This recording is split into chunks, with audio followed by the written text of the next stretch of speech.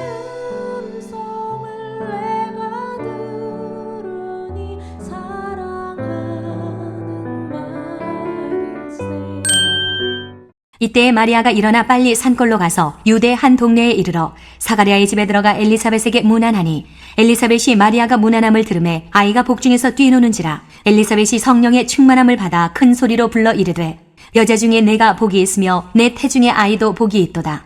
내 주의 어머니가 내게 나오니 이 어찌 된 일인가. 보라, 내 문안하는 소리가 내 귀에 들릴 때에 아이가 내 복중에서 기쁨으로 뛰놀았도다. 주께서 하신 말씀이 반드시 이루어지리라고 믿은 그 여자에게 복이 있도다. 마리아가 이르되 내 영혼이 주를 찬양하며 내 마음이 하나님 내 구주를 기뻐하였음은 그의 여종의 비천함을 돌보셨음이라. 보라, 이제 후로는 만세에 나를 복이 있다 일컬으리로다.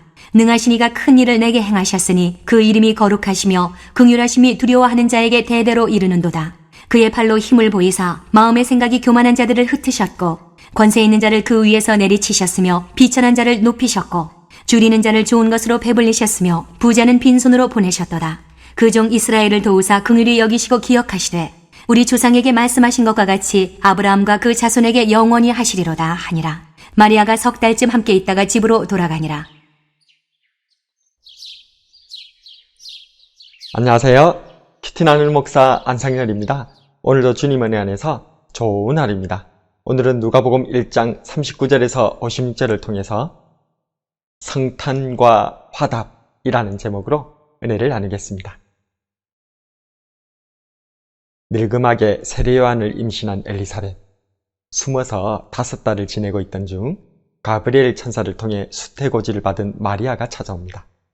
하나님의 능력으로 임신한 채로 오실 예수님을 기다렸던 두 여인을 통해 다시 오실 예수님을 기다리는 우리의 모습은 어때야 할지 도전을 받았으면 좋겠습니다.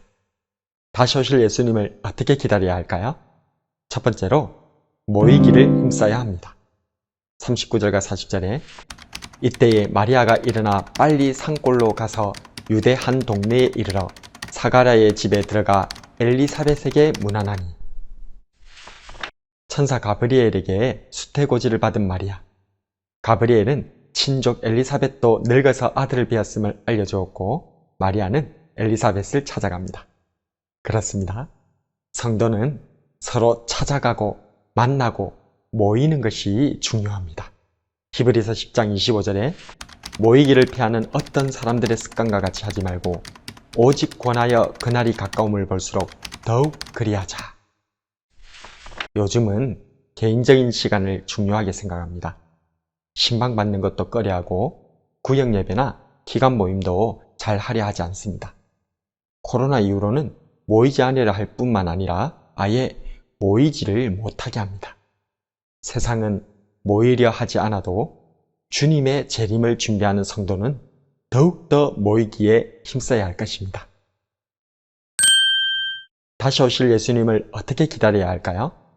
두 번째로 찬양으로 화답해야 합니다. 45절과 46절에 주께서 하신 말씀이 반드시 이루어지리라고 믿은 그 여자에게 복이 있도다. 마리아가 이르되 내 영혼이 주를 찬양하며. 45절은 엘리사벳의 찬양이고 46절부터는 마리아의 찬양입니다. 두 여인이 서로 찬양으로 화답하고 있습니다. 하나님께서 베푸신 은혜를 찬양하고 우리에게 일어난 놀라운 일들을 찬양하고 오실 구세주 예수님으로 인해 찬양으로 화답하고 있습니다. 찬양은 우리 인생의 목적입니다. 이사야 43장 21절에 이 백성은 내가 나를 위하여 지었나니 나를 찬송하게 하려 함이니라. 에베소서 5장 19절에는 시와 찬송과 신령한 노래들로 서로 화답하라 라고 말씀합니다. 누가복음 2장 14절에서는 지극히 높은 곳에서는 하나님께 영광이요 땅에서는 하나님이 기뻐하신 사람들 중에 평화로다 라며 천사와 성도가 찬양으로 화답하였습니다. 그렇습니다. 찬양으로 화답하는 것이 성도의 삶입니다. 찬양으로 화답하는 사람이 주님을 기다리는 사람입니다.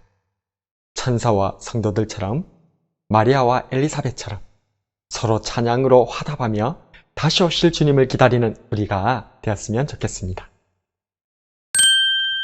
다시 오실 예수님을 어떻게 기다려야 할까요?